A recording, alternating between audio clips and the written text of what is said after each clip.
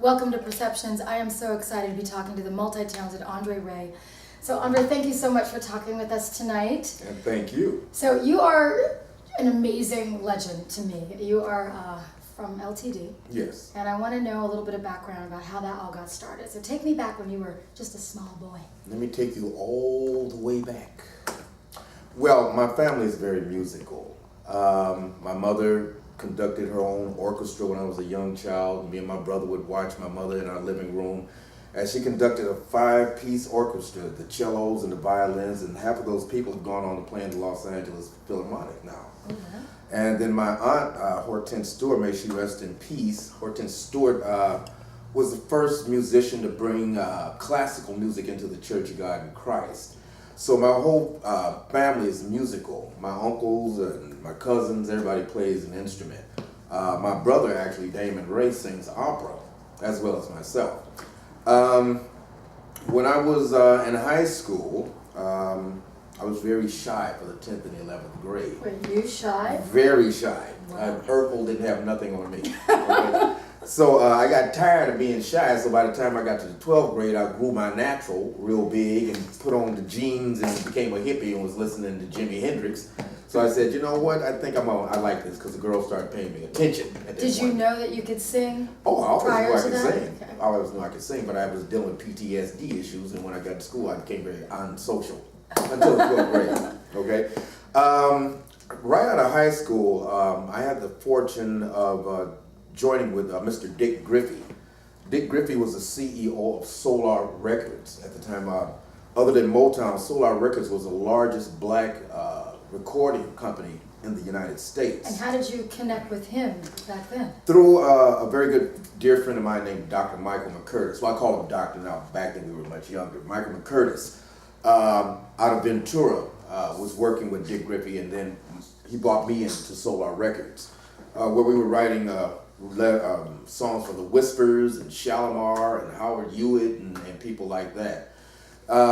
Dick Griffey was in partnership with Don Cornelius, who Soul Train Don Cornelius. They were in partnership, and they decided to venture off in different directions. Dick Griffey started Solar Records, and Don started Soul Train, and the rest is history. After I left Solar Records, I started playing piano behind Marvin Gaye for a minute. I was his piano player for a minute. Wait, Marvin Gaye? Marvin Gaye. Wow. Yes, the Marvin Gaye. And we did a concert in Hollywood. It was some black radio exclusive convention where Marvin performed, and I just happened to be the keyboard player at that time. After I got off of the stage and went backstage, a gentleman named Henry Davis approached me, who was the bass player for LTD. Okay. I didn't even know who LTD was. I was gonna ask Because you I was that. listening to Jimi Hendrix and all this white music and the Beatles and all this stuff. You know. So, he approached me and he said, have you ever heard of LTD? Love, Togetherness, and Devotion? I said, no. And he looked at me kind of funny because, so all Negroes know LTD. What's wrong with you? So we got past that. And he says, well, Jeffrey Osborne is leaving the group because he's going to start his own solo career. And we heard you singing and playing, and we're going to hold auditions. And, why don't you come on down and audition for the lead singer role? So I went, and I won out over 50 other contestants, and one of them being James Ingram, the singer, my James goodness. Ingram. But he went on and hooked up with Quincy, and the rest is history with that. And But were you an R&B singer? no, actually, I was a gospel singer. Okay. Gospel and opera singer is what I was. Wow. And but I mean, I could sing R&B. It wasn't a big deal. And it was actually two lead singers at first. It was myself and Leslie Wilson. Leslie Wilson was the lead singer of New Birth. Leslie did such hits as Wildflower and Been Such a Long Time, Dream Merchant. And Leslie was a little older than me. So I was able to learn a lot about the stage and the showmanship from Leslie. Okay. As time went on, Leslie left the group, and it just left me as the lead singer. So I joined LTD in 1980 and stayed there till 2010. I recorded 3 albums with LTD.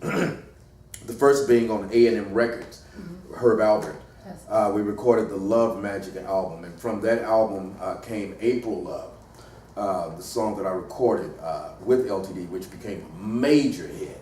Now, were April you 11th. also writing for any of the LTD I albums? wrote on pretty much all the albums that I participated on with LTD. Wow. We had 2 more albums after that. After we left A&M Records, we went to a label called Montage Records, where Jerry Heller was our manager. Jerry Heller in the NWA and Straight Outta Compton. That Jerry Heller. Okay. Jerry Heller used to drive up to my house in his red Maserati and hand me $10,000 checks. I thought it was Christmas. After that, the last album I recorded with LTD was called Bringing It Home, and that was under LTD's own record label. Okay. In 2010, I left the group. And Do you want to tell us why, or it'll be in the book? It'll be in the book. Okay. So did you want to go solo? Let's keep it cute. So did you have a desire? I mean, I guess I always had a desire to Yeah. go solo. Okay. You know, I always had a problem singing other people's music. You know what I'm saying? And when I got in LTD, I was 26 years old when I first got in LTD, and it's like I'm 61 now. You know, so like I said, I stayed in LTD for 30 years, so I literally grew up in LTD. Oh my gosh. You know, I could tell you stories, but I'm not. Okay. You know, We'll but do it when the camera's on. you're right. But you know, they gave me the opportunity to travel all over Europe. We played England and Italy and just country after country after country. I played all over the United States. I played with who I consider my colleagues now. I've opened up or closed for Stevie Wonder, Shaka Khan, The Emotions, Luther Vandross. I mean, you just name it. On and on and on. I opened up to these people, you know, through LTD. Yes, so LTD's, that chapter is closed in 2010. Yes. And so where do you go from there? Well, actually, I just signed a record deal with Right Records, and they are a affiliate of Sony. It's brand new, Right Records. The CEO for Right Records' name is Well, this Nathan is hot Wright. off the press. This is hot off the press. And they're located in Lake Forest, California. And we're looking forward to doing some big things. Matter of fact, my single is going to be released on December the 1st, I believe, on Power 106. So all the Christmas shoppers Yeah, can yeah, go you out all and get get ready. Can you tell us what your album's called? The King of Love. And who's that? You're the Me, king darling. of love, okay. With Marcus.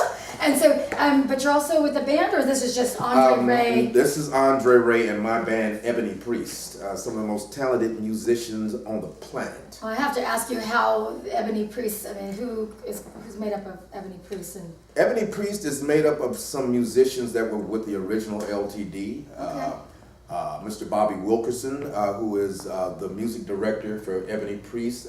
Bobby Wilkerson has managed or been the music director for such groups as Slave, The Emotions, Confunction, and the list just goes on. The Dramatics just goes on and on. A very good friend of mine and a very talented. so the album's going to be an incredible treat for people who love incredible R&B, treat. mostly? Well, Is there a little other genres snuck in there? It's a mixture. We have R&B, rock, because Right Records is mostly a rock-based record label. Okay. So my first single is really pop rock.